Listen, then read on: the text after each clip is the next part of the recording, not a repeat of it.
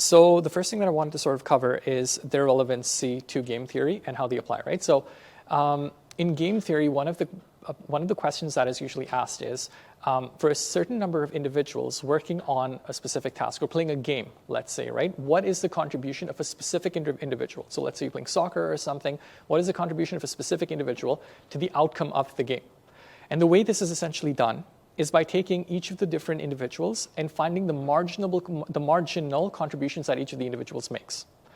For the purposes of like machine learning models, we think of these individuals as features, right? So the features to a model would be the individuals in game theory. And in game theory, the actual game would be, in the case of machine learning, would be the model. So we're considering the effect, the marginal effect or the contributions that each of the different variables that are inputs to our model has on the final output. So that's what we want to like understand. So a very high level theoretical understanding of this is, let's say you are provided in this toy example here, hopefully you can see this, in this toy example here, age, gender, and job are the three variables that we're sending into our model and we're predicting an outcome, which in this case is like a dollar value, like a salary value. So we're trying to predict if we can actually use age, gender, and job to predict like the salary of an individual. In doing so, we want to be able to understand, okay, well, which of these variables contributes the most? Do we just make an assumption and say, okay, well, all of these contribute equally? No. What we're going to do is essentially break our three variables down. First, find the cardinality of our features. In this case, it's just 3. And then we find a power set of our features, which is essentially this tree type structure you see, which includes including the null set as well as the input set, all of the different combinations of the different features going in. Once we have this, we essentially run the model that we have multiple times for each of these different like inputs.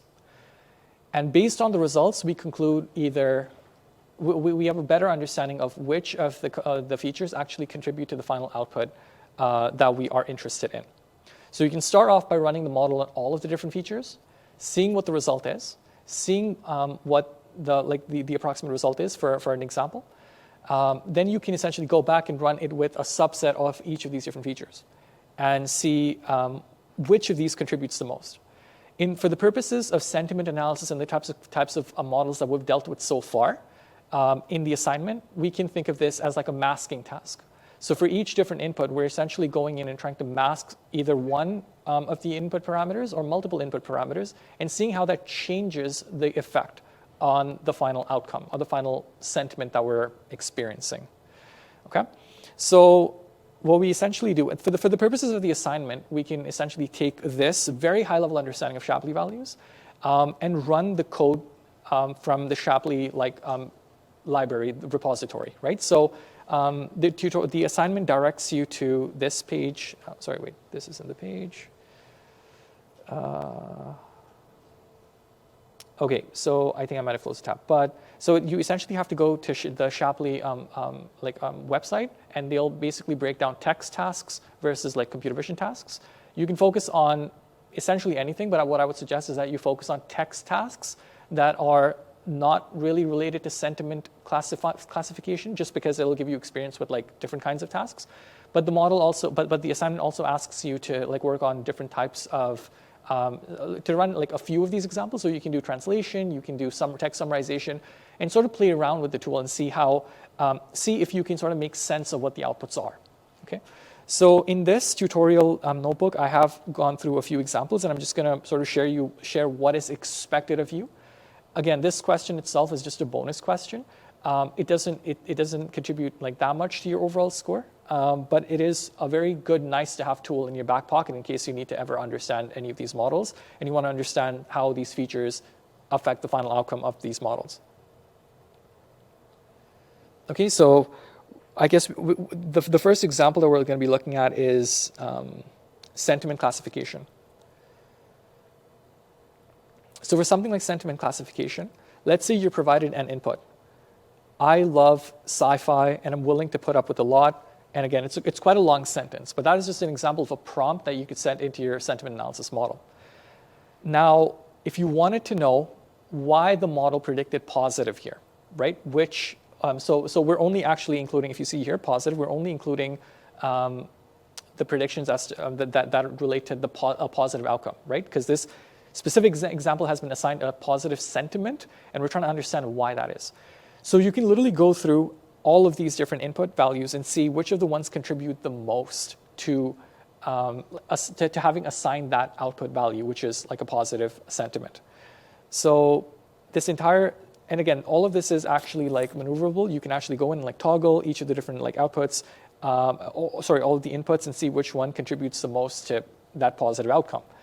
And as you can see, good provides the largest value that shifts the overall sentiment from like something like that's average, where it's like undetermined what the sentiment is, to a positive sentiment. And you can essentially run this exercise with a lot of different examples as well. The one that contributes the most here is good. So this allows us to sort of like interpret and sort of like probe the model to see which one contributes the most. And all of the important thing to know here is that some of these like blue values are actually like negative outcomes, right? So they will push the sentiment in the other direction. So instead of positive, they'll want the sentiment to be negative, right? But that doesn't really matter at the end of the day, because the contributions of each of those variables are so small that the overall classification is still positive. But again, it's good to know which of these are like contributing either positively or negatively to the final output. Okay.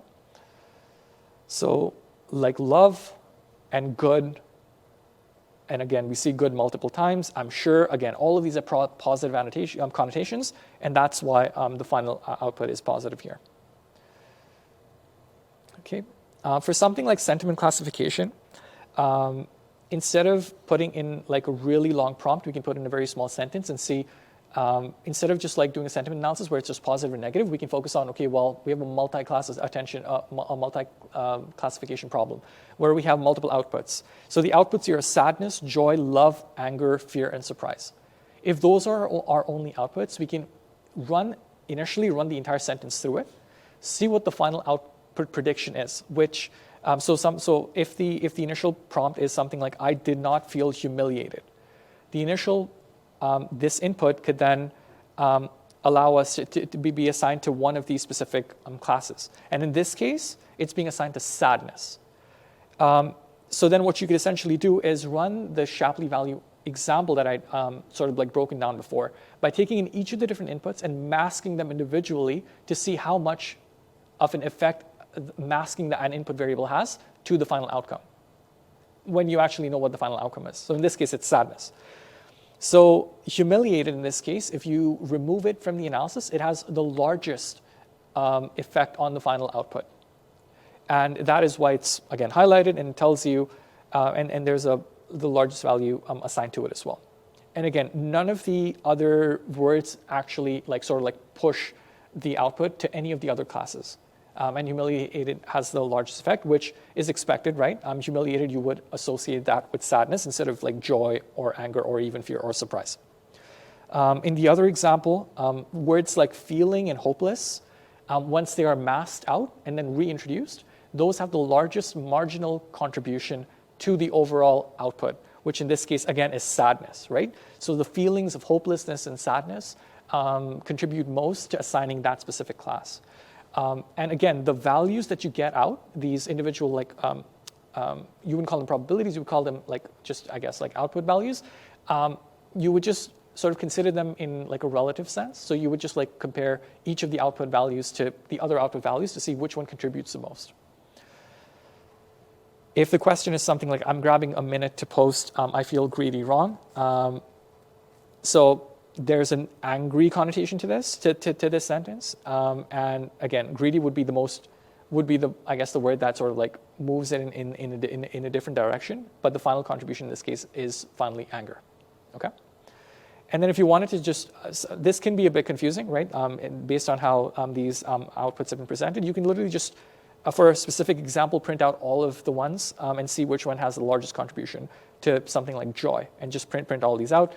Ideally, we would see something like this in the examples and the Jupyter notebooks that we're asking you to share, the PDF files that we're asking you to share.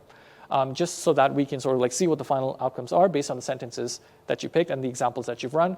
And hopefully this is, I think this is pretty clear in like showing which, like how some of these classes are assigned and which input variables contribute the most to that assignment. Yeah, so that's pretty much it. We basically went through very quickly a very high-level understanding of like how Shapley values work from the purposes of game theory and how they sort of like extend to existing models. Some of the models that you're going to see in the Shapley values library are going to be computer vision models, text-based models. I would focus on the ones that are more text-based for the most part, again, NLP. But you can, again, dabble around with as many as you want. We've asked you to do a bunch of examples, right? So like a few examples. 3 or 4 should be fine to get full marks for this specific section, okay? Are there any questions about Shapley values and related to what I just presented? If not, we can just go right into and start, I guess, answering any questions that you might have about, last-minute questions you might have about the assignment. Anything? Let me check Zoom as well.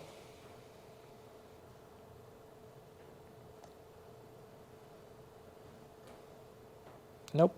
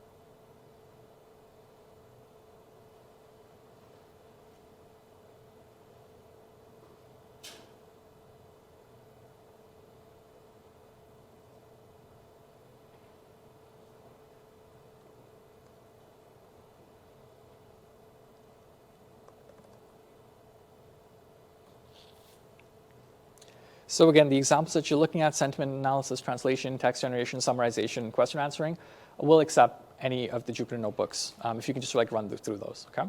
So no restrictions there. And you don't really have to create any of your own examples or run them through. So you should be fine for the most part. Okay, cool. I guess that is it for this tutorial. If you want to, I guess, have any questions, if you want to come down here to ask questions that are specific or any general questions that you want to ask, let me know. But yeah, I'm going to be here until 12. So yeah, that's pretty much it.